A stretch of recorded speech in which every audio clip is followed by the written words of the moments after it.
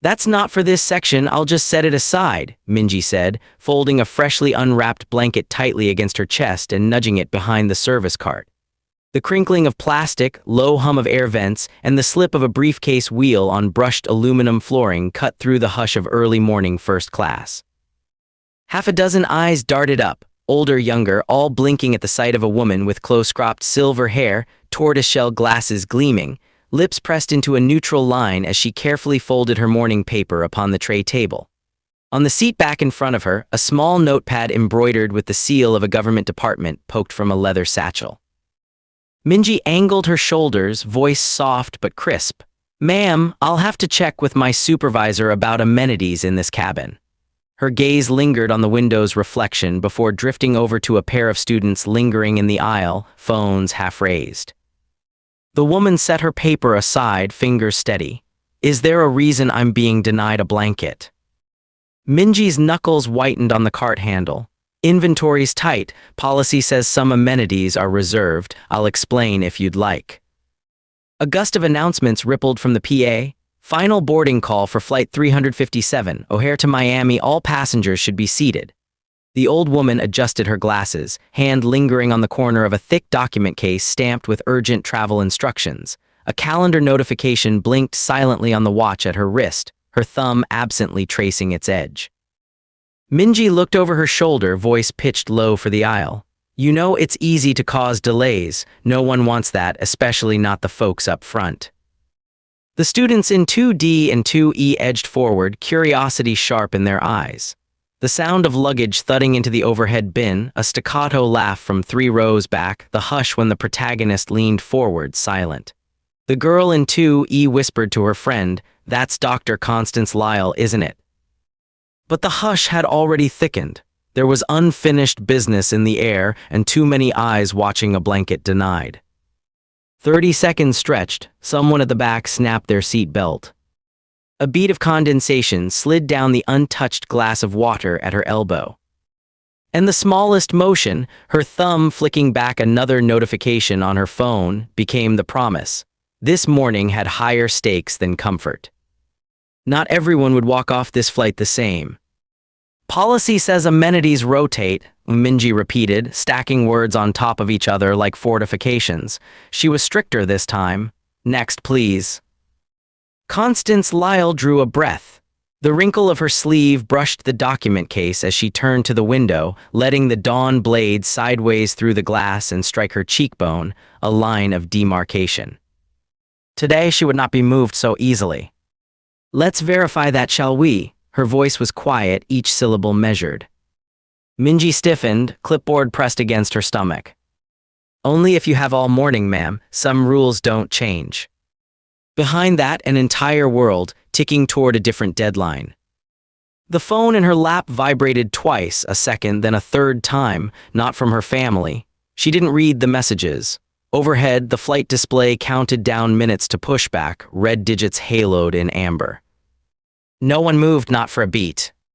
The loop hung open, airless taut, who was supposed to be here and who never was. Sunlight threaded across the aisle, slicing long shadows over the worn carpet. Minji busied herself with the amenity kit bin, pushing a bottle of ginger ale closer to the front, then carefully handing a blanket to the tall young man in 1A. "Of course, sir, here you are." Her words lilted, slightly apologetic, as if the rules flexed for precisely this occasion. Constance pressed her palm to her tray, murmuring thanks to the woman across the aisle who had offered earlier to help lift her bag. A memory, the last phone call with her daughter, both raising their voices, old accusations revolving around a Thanksgiving 4 years past. "You always put your work before us." The sentence lingered, echoing now in the back of her mind. In the seat ahead, the laptop's glow danced on a silver chain. Her NTSB credentials dangled discreetly, mostly hidden except when the student in 2D craned her neck to see. Years of movement marches, the pulse of history stitched into her hands as she straightened the edges of a folder. Without warning, Minji returned. "I'll need to check your boarding pass again, ma'am, just standard procedure. Some names haven't matched today and I like to be sure." Constance pulled out the pass, slid it across the tray with one finger. "You are welcome to." Minji didn't look at it, not really. She called out, "Let's see if you're in the right seat this time." Everyone within earshot tensed. The man in 1A, now clutching his blanket, kept his head down. Constance's hands did not so much as quiver. "Is there a problem with my reservation?" Minji's chin jutted ever so slightly. "It's been a busy morning, some categories overlap, nothing personal." A low laugh burbled from the galley, a junior steward exchanging a glance with Minji. The student in 2D raised her phone, then hesitated, thumb hovering. Her friend whispered, "Should we?" A sharp tap of Minji's shoe on the aisle, then she repeated, "Standard check, that's all." She flicked her eyes at the phone camera with a flicker of annoyance, then thrust the boarding pass back, harder than needed. The woman in the next seat said gently, "She was here before any of us. I saw her get on." Minji ignored this, already eyeing the next passenger. All at once, the quiet in the cabin gained weight. Bystander compliance is a sound, just the lack of speech lifted up. That was the third time in 6 minutes that Constance had been singled out. Her palm rested on her lap, the other tracing the edge of a creased envelope, her daughter's handwriting, unopened. She had carried that letter for 2 weeks, unsure whether to open it or let the silence remain. The student in 2D, finally emboldened, pressed record. The first comments flickered. "What's happening? Why target her? This isn't normal." Only a dozen viewers at first. It would not stay that way. Minji's mouth pressed into a line. "Some passengers don't match manifest, especially when it switches at O'Hare. That's why I'm careful." Constance's tone, even and matter of fact, stopped her. "Are you suggesting I boarded with a different ticket?" The agent faltered, only clarifying you'd be surprised what gets overlooked. The woman in 3C, voice clipped, eyes darting between both, leaned in. "She deserves the same as him," nodding at the man in 1A, blanket and all. Minji's eyes darted. "Sir had a medical notation, it's all on the system." She would not look at anyone directly now. But eyes were watching everywhere. The comments on the live stream ballooned, a witness to the intricacy of injustice. And at the edge of it, Constance flicked a notification across her watch face. The day's true urgency pulsed, one notch closer. Lines were not supposed to be drawn, but they had been. The air sharpened as the world took sides. One moment, Constance's hand hovered over her bag strap. The possibility, get up, surrender the seat, avoid the collision. She could move to the back, say nothing. Even now, after decades of refusing to stand down in the streets of Selma, the thought arrived. A buzz, calendar reminder, 7:50 a.m. CT, final secure doc review before IPO bell. Her phone, gripped too tight, trembled slightly. She placed it on the tray, forced her jaw still. Her thumb caressed the seam of her document pouch, a tiny ritual she'd practiced before every hearing, every deposition, except now the words ringing in her ears were not courtroom battle cries but her daughter's. "It's just a flight, Mama, just one morning off." Her eyes lingered on her wedding band, absent for 15 years but phantom heavy. A child behind her dropped a water bottle. When Constance turned, the child's gaze, big, unsure, somehow hopeful, met hers. A flash of memory, the first time her daughter climbed into her lap in an Alabama courthouse, whispering, "You always stay." Stay, there it was. Constance exhaled, slow and full. She eased her hand from the bag strap. The urge to rise receded, replaced by something steadier, the knowledge that dignity, carefully preserved, mattered more than comfort. Without a word, she squared her shoulders, unfolding her newspaper again. Her glasses caught the sun, meeting Minji's gaze head-on. Minji mistook the silence for victory. She wheeled the cart away, muttering under her breath so only the row heard, "See, it's all settled when we're patient. Most people just want a smooth flight." A hush fell, not resignation but recognition. Layers of history folded around Constance's profile. She would not disappear. Pushback warning blinked, boarding completed, doors will close in 5. The crew chief's voice floated through, cabin must be secure in 2 minutes, please check aisle access. Minji leaned into the time pressure, all brisk efficiency, snapping, we'll need compliance from everyone if we want an on-time departure. The laptop in Constance's tray word screensaver replaced by a calendar, 7 conference calls, a legal memo, 1 line highlighted in red. IPO pre-market confirmation required. If this flight ran late, a cascade of schedules would domino all the way to the SEC. She clicked it closed quietly. The students' live stream surged, view count tripled, 30, then 50, comments ablaze. This is discrimination. Some rules don't fit. Keep rolling.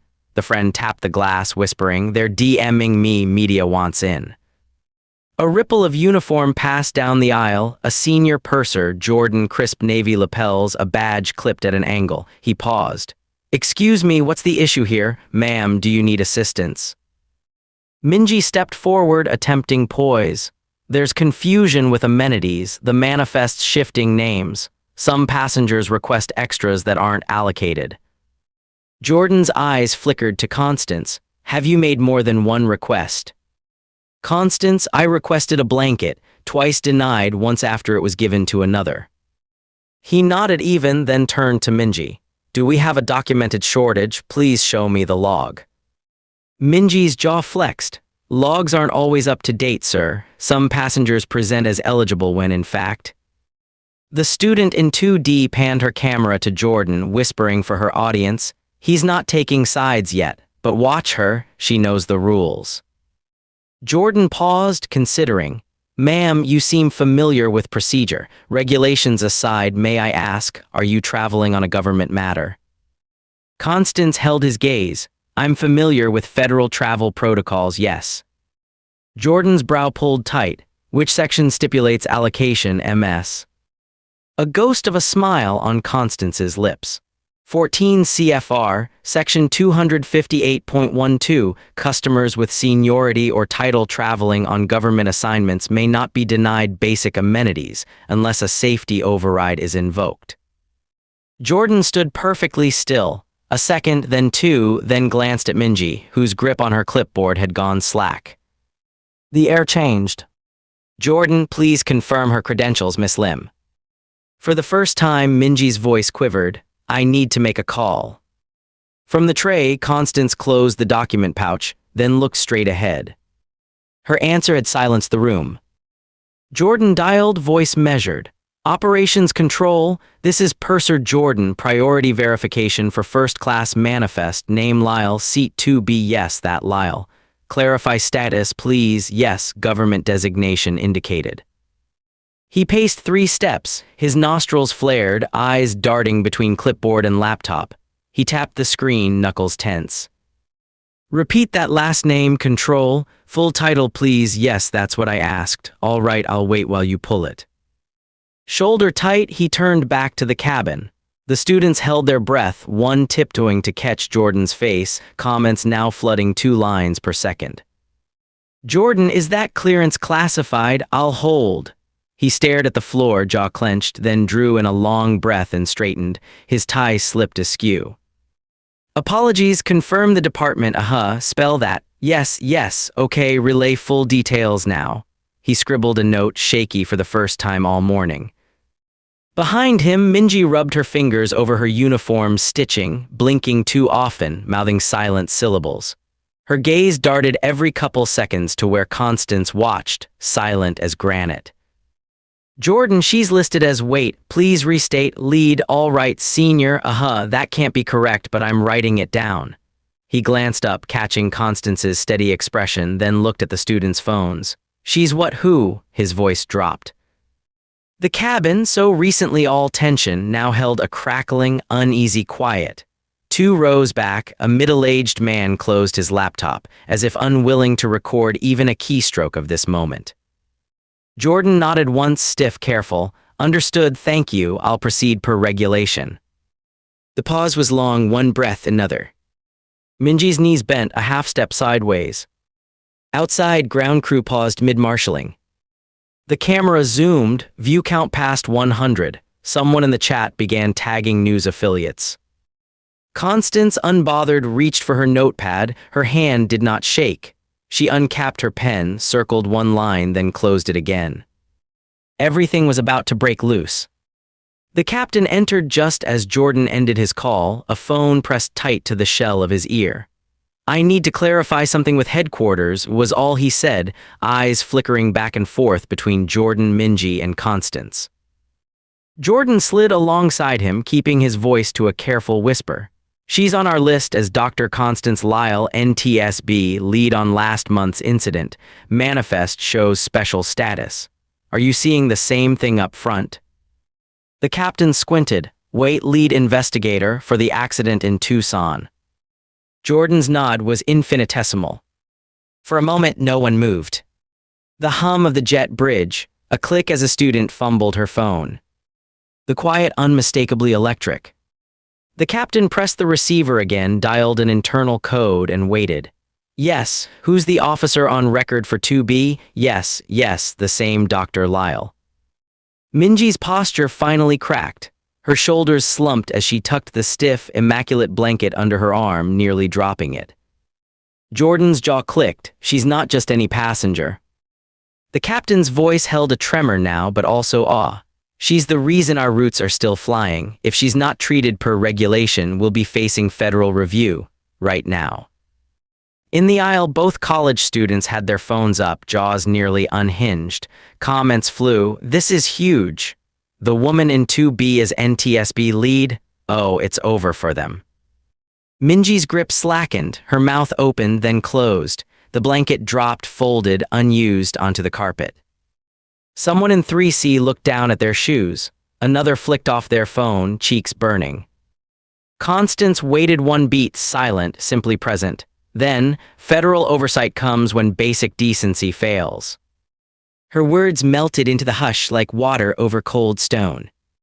At the cockpit threshold, Jordan and the captain conferred in tense rapid fire. Minji murmured a quiet, "I didn't know," staring not at Constance but at her own reflection in the galley glass. The first-class cabin held perfectly, painfully still. Without a rush, Constance stood, effortlessly contained, and gathered her few things. The silence hung cold as she stepped into the aisle. The man in 1A bowed his head, hands on knees. The woman in 3C, phone trembling in hand, whispered, "I'm sorry," eyes unable to meet hers. A flight attendant at the galley doorway pressed her lips into a line but averted her face entirely. Minji leaned toward her as she passed, voice paper-thin. You could have said something sooner." Constance looked her directly in the eye. Sometimes the lesson is in the asking, not the answer. Witness phones spun. The livestream hit 4 digits, 80 viewers in 5 minutes. Comments stacked. Live discrimination historic. She stood her ground. This matters, share now. Minji dropped into a jump seat, hands clenched. A male steward brushed past, face set and silent, the absence of intervention now plain as culpability. Crossing the threshold onto the jet bridge, Constance inhaled, not relief but a steadier kind of air. Down the ramp, a pale, disheveled airline executive waited, suit thrown askew in his rush. He bobbed his head, trying gentility. "Dr. Lyle, words fail. I assure you this is not. There will be immediate redress. I'm authorized. Any preference how we proceed?" She met his gaze with a single clipped answer. "Begin with admitting what you allowed, then call Washington." Nothing more. Outside, a black town car idled by the curb. The driver nodded, gloved hands ready. Constance eased herself in, the briefcase sliding next to her. She called her assistant. "Status." A young voice, "Everything set. Board expects your review in 40. No news of delay." A pause, then, "Ma'am, they streamed the whole incident. It's viral, every network's alerting." "Constance, thank you for letting me know. Let's get back to work." She ended the call. And for once, it was just quiet. By midday, the airline's main boardroom in downtown Chicago was standing room only. High windows splayed pale light across the polished table, where the CEO, chief counsel, and CCO huddled tight. The CEO exhaled through her teeth. "We have a problem. DOJ on line 1, NTSB on line 2, and Twitter at 8 million and climbing." The chief counsel banged a folder down. "Immediate suspension, no termination for the crew in question. Launch cooperation with NTSB, rewrite all amenity allocation policies." The CCO spread her palms. Consent decree incoming. Settlement calculate for protected class status violation high 7 figures, we can't spin this. The CEO 52% drop in pre-market, lost $4 billion in value since the video aired. Councils settle at $13 million. Policy overhaul 3,000 crew to retrain, mandate recurring anti-bias review. CCO hashtag blanket justice trending, viewer count iced at 11 million, this scale never seen. CEO voice like Flint, this isn't about that flight anymore, it's who we are, how we're seen, we move now or get moved. 36 hours after landing, CNN broke the DOJ consent decree, sweeping airline reforms following high-profile incident. Crew terminated, new oversight installed, NTSB to audit compliance industry-wide. Market cap loss outpaces the 2010 recall scandal. Civil settlement, $13 million, largest of its kind. Footage looped, Constance quietly resolute, Minji wordless, the captain stricken. In Miami, the convention center buzzed. The security check was discreet but thorough. Constance emerged with briefcase in hand, meeting her team just as the IPO clock approached 0. A colleague intercepted her. I saw the feed, legendary. Interview requests all morning. You want us to route them to your office. Constance, the task at hand comes first. She reached the conference room. Her presence there, precise and unstoppable, was her work and no one else's. The system groaned under the weight of numbers. $4 billion erased in market cap, $13 million in slope-shouldered apology, 3,000 crew retrained, 11 million witnesses in the comment loop. Enough, perhaps, to move a stone in the wall. The numbers painted a reckoning no apology could wash clean. 6 months later, somewhere over Idaho, a different flight in late spring. A flight attendant, young, uncertain, a pin on her lapel, smiled as she placed a blanket over an older black woman in a window seat. Is there anything else I can do for you, ma'am? The woman, Constance Lyle, smiled back. Thank you, that's enough. No one craned their neck. No phones hovered. 2 rows ahead, a student in a gray hoodie finished a term paper, never pausing to film. People noticed, and then they didn't, and that was the subtle triumph. It is easier to see a system than to notice all its assumptions leaking through a single denied request. Bystanders are the joints, silent, complicit, or brave. Change comes edgewise, with agency held in the hand, steady, unhurried. Dignity is the echo of no one stepping aside. No flight is just a flight, not when history runs and the seat seams. If dignity deserved a view, it would look like this. Quiet, ordinary justice, too steady to say its own name. Sometimes you show up not to celebrate, but to make possible the day no one needs to stand at all. If this story struck you, take a moment to carry it further, let it circle beyond the cabin and change room. Subscribe for narratives that don't flinch and share with those who still believe stories shape the sky above us all. In the hush after departure, sometimes the lesson lands before you do. As the wheels lifted, sunlight flooded aisle 21, painting the row in honeysuckle gold and tracing the edge of Constance's open book. Turbulence of the ordinary kind set coffee to quivering in plastic cups, but the passengers rode it out unfazed, the business traveler beside her glancing once at Constance and offering a tired smile. There was no trace left on this day of the reckoning. 6 months passed. The news cycle had spun on, markets adapted. Yet 1,000 tiny stitches in policy and practice remained, their presence as silent and powerful as gravity. Constance traced her finger down the margin of Baldwin's essay, lips silently mouthing lines she'd loved since 1964. She'd half expected attention after what had happened, at least from some young activist or another. Instead, there was privacy, a fragile, precious quiet she had not known on a plane in years. When the cart clattered past again, the attendant, nervous but eager, leaned close to whisper, "Honored to have you with us, Dr. Lyle. I read about," she gestured awkwardly. Constance set down her novel. It's flights like this that matter, dear, not the ones anyone hears about. The attendant blushed, suppressing a smile. Would you like another blanket? I have extras. And it was playful, generous, not servile, a moment of uncomplicated service. No, child, this is perfect. I'm simply glad to see you here. Across the aisle, a grandfather with flecks of white in his mustache was playing a guessing game with his granddaughter, their laughter the only music as the plane cut through the morning. No cameras hovered. No arguments bristled. For a handful of minutes, the world unspooled as it always ought to have, neutral, peaceful, carrying everyone forward alike. In Constance's mind, the flashbulb moments from that earlier flight replayed on their edge, Minji's spine stiff as sheet metal, the trickling horror on the captain's face when realization struck, the slow, very public apology that meant less to her than to anyone watching. The settlements and retraining, so many zeros and signatures, could not return the day she lost as mere passenger for good, but they carved out this one, unburdened hers. When the landing chime pinged, the attendant smiled, genuine now, practiced nerves melted by gratitude, and said, "Safe travels, Dr. Lyle, thank you for making things better."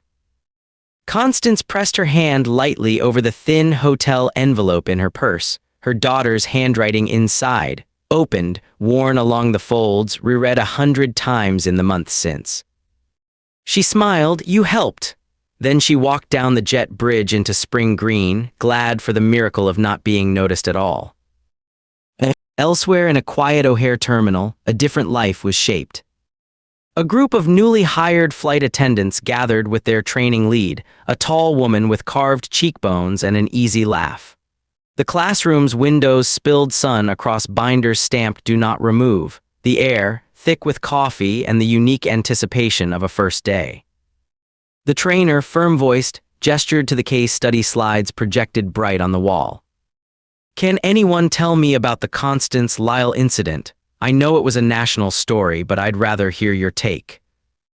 A woman in row 2, Maria, dark hair clipped up, uniform sleeves still creased from the plastic wrap, raised her hand.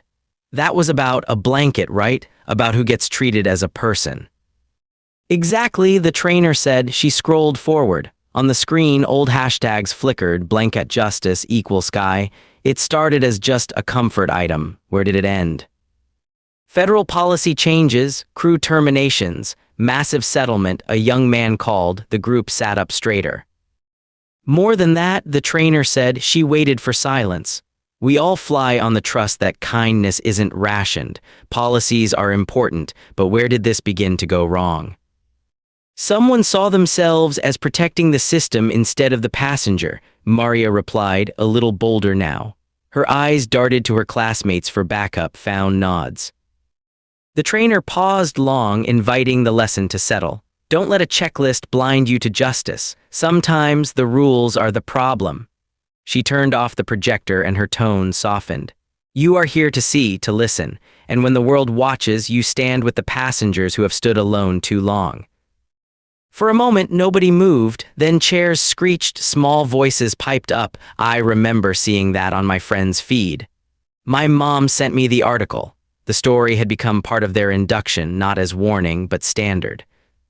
Outside, a jet shrieked down the runway, its every passenger in theory equal. Back in Miami, an airless boardroom buzzed above Biscayne Bay. Constance, briefcase unburdened of today's work, stood facing the window. Her phone buzzed, a familiar echo of that infamous morning, a request from a journalist, another from an advocacy group, a spam of cold, insistent emails. She turned it face down on the table. Her assistant, Lorraine, hovered by the door, tall stack of transcripts in hand. "They're still asking about the flight, you know," Lorraine said, shaking her head. "The new compliance models all reference the Lyle precedent. You might be a case law in your own lifetime." Constance half laughed. "Let the systems learn, that was always the hope." "Do you want me to schedule the interview with Channel 8? Lorraine asked, as sunlight peered in around the tinted glass. "No, not yet." Constance drew a steadying breath, heavy with the knowledge that victories always arrived imperfect and unfinished. They can tell the story a dozen ways. The trick is to leave space for change to breathe on its own. Lorraine's smile skewed fond. "You're too modest for network TV." "I'm too tired, that's all, but tell them I'll speak when we see proof that this isn't just policy, when it's habit." Lorraine nodded, expression gentle as rain. "Your daughter called, left a message, proud of you, wants to meet next week. She said she's finally ready to talk." A tremor barely visible crossed Constance's face, blooming into a quiet, private smile. "Did she?" The words sounded different now, lighter. I can confirm, Lorraine teased. 3 times, actually. Text her back, tell her I'll bring pie. Even if it's from room service, Lorraine grinned. I'm sure she'll take it. The room fell comfortably quiet. Outside, delivery drones moved above the bay, glinting silver. In that hush, Constance read the last lines of Baldwin's page and closed her book. Elsewhere in a noisy dorm kitchen layered with the smell of burnt toast and cheap coffee, Jay, the student behind that fateful livestream, watched the latest airline civil rights PSA on her cracked phone. Across the table, her roommate Alina said, "You realize you broke a federal news story before you graduated." Jay shrugged, sticking a fork into her cereal. "I barely did anything. I just filmed what everyone was thinking." The woman didn't flinch. "I watched her after, on every news channel. My grandmother," Alina faltered, voice small, "she said she'd never flown without being watched." Jay leaned back, thoughtful, remembering how her hands had shivered as she pressed record that morning. "I think about her a lot, wonder if she knows how many people she taught just by not moving." Alina smiled. "You could DM her, she's on LinkedIn. At least send her that meme of the cat on the plane." Jay laughed, half daring, half shy. "If I ever have her courage." She tapped her screen, widened the video, and watched as, frame by frame, an ordinary flight became a lesson broadcast to millions. She wondered if, when the time came, she would stand up just the same.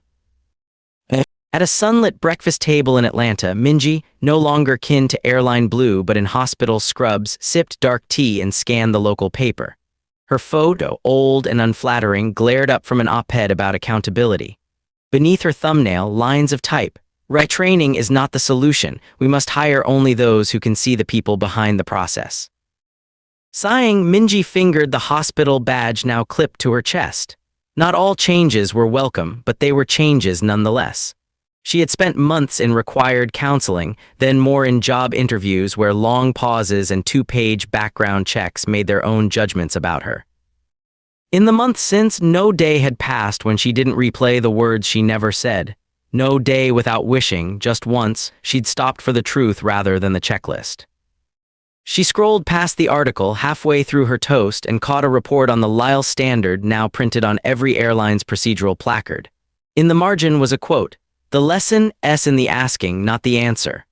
Minji studied each word, picking them apart the way she might diagnose symptoms, knowing she'd be smarting for a while yet. Across the table, her father, newly retired and sweet with age, watched her closely. "You did what you knew how, Min-sun, but now you know better, so you'll do better." Minji managed a tired laugh. "This job I hand out blankets to people in pain, too. No one else ever refused one here." Her father patted her hand, nodding approval. Even regret belonged to those who survived to admit it. And in Chicago, long after midnight, a short woman with a graying ponytail returned home from her shift. Dropping her keys with a clatter, she propped herself against the kitchen counter, then scrolled through university news. Her own daughter had texted a video, months old now. "This is how real change starts." She pressed play and watched Dr. Lyle, dignified and still, outlast the long, uncomfortable silences. She listened again to the sentence that had circled the globe, "Federal oversight comes when basic decency fails." She closed her eyes and tried to recall the first time she herself had raised her hand in protest. Years ago, in a different kind of classroom, for a different woman denied access. Her daughter, asleep down the hall, would never know how close the world had come to forgetting. For tonight, the house was quiet and safe. 10 months after the flight, a panel assembled at the Kennedy Center, Policy, Dignity, and the Modern Traveler, drew a full house. Cameras, word, and notebooks leafed open as Dr. Lyle took her place among senators, CEOs, and advocates. The moderator, brisk and poised, opened. "Dr. Lyle, with everything that's changed since last year's events, has the airline industry moved forward far enough for you?" Constance smoothed her skirt, composed as ever. "When policy changes, that is a beginning, not an end," she said. "Progress isn't finished in the news cycle or in court. It's measured in every flight no one has to film, in every small moment people are treated with dignity just because it is ordinary." The senator beside her, a weathered man with a reputation for talking over guests, instead sat quietly, nodding, taking notes. A young man from the crowd raised his hand. What can passengers do when they see injustice now? Constance's smile was gentle. You see it, shine a light, document, bear witness, support, but never escalate unless safety requires. Sometimes the simplest truth is the hardest to say. Offer what you'd want if it were you. A woman in a hijab, poised amid the audience, echoed back, even if it's just a blanket. Especially if it's just a blanket, Constance replied, and the room rippled with laughter and relief. After the session, networks clustered for interviews, but Constance fielded only two. One for an industry podcast, the other with a young black journalist whose eyes sparkled with both ambition and respect. I watched you that morning, the journalist confessed, microphone trembling. I've traveled easier since, thank you. It was never just about me, Constance replied, her voice warm. It's always about who comes next. As she exited to thunderous applause, she caught sight of Lorraine, waving, wide-grinned, already juggling a half-dozen new requests. But it was the message lighting her phone that meant most. Simple, plain, and ordinary. Pie next week. Love, your daughter. She stood a moment, savoring it. 1 year later, a flight. The air was smooth over Missouri outside St. Louis. An attendant offered a blanket to child and elder alike, her voice easy as breath. No charge, of course. Please let us know if there's anything at all. In row 2B, an old woman with bright tortoiseshell glasses snapped open a yellowed paperback, feet tucked contentedly under the seat. No one asked her for credentials. No one watched to see if she would be denied. And 2 rows behind, a new story waited for its first witness. Someone ready to stand up at the right time, in the right place, with the quiet certainty that ordinary kindness could anchor a sky. The flight continued, steady as a heartbeat. People rested undisturbed. Not everyone noticed, but those who mattered always did. Epilogue. On a Sunday in Atlanta, at a kitchen table scattered with mail, Constance and her daughter. Grown now, her mother's face mirrored in hers, sliced pie and shared a piece forged over many years. Her daughter, careful, traced the worn letter's edge. You know, I'm proud of you, not for what people saw, but for what you made possible. Constance, voice soft with relief, took her hand. It took too many flights to learn how, but I think maybe this is what dignity feels like coming home.